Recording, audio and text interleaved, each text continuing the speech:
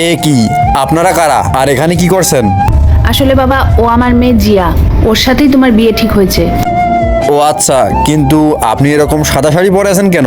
কেন বাবা, তোমার মা বাবা ওর ব্যাপারে তোমাকে কিছু বলেনি? আসলে আমি আমার মা বাবা খুব ভালোবাসি আর অনেক ভরসা করি, আর ওনারা যেটা করবেন সেটা আমার ভালোর জন্যই করবেন। আপনারা আসুন, ভিতরে আসুন। দাঁড়াও বাবা, তোমার মা বাবার সাথে কথা বলার আগে আমি তোমাকে কিছু জানাতে চাই। হ্যাঁ বলুন। আমার মেয়েকে তো তুমি দেখছোই, আমি আরও একটা বিষয় তোমাকে জানাতে চাই, যেটা শুনে তুমি হয়তো বিয়েটা ক্যান্সেলও করে দিতে পারো।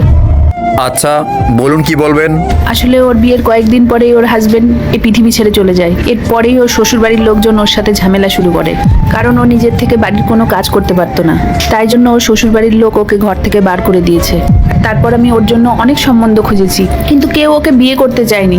কেউ বিধবা বলে ওকে বিয়ে করবে না, কেউ প্রতিবন্ধী বলে ওকে বিয়ে করবে না। হয়তো তুমিও এখন ওকে রিজেক্ট করে দেওয়ার কথা ভাবছো। এই দুইটা ছবির ভেতর থেকে যে কোনো একটা ছবিকে ভালোবেসে থাকলে ভিডিওটিতে লাইক করে চ্যানেলটিকে সাবস্ক্রাইব করে দাও, আর যদি না করো তাহলে আমি বুঝবো তোমরা ছবি দুটোকে ভালোই বাসো না। আর কমেন্টে লিখে যাও আমিন। না না আন্টি, আমার কোনো অসুবিধে নেই। আমার মা বাবা যখন ওর সাথে বিয়ে ঠিক করেছে, আমি ওকেই বিয়ে করব। এবার তো তুই ওকে আসল সত্যিটা জানিয়ে দে।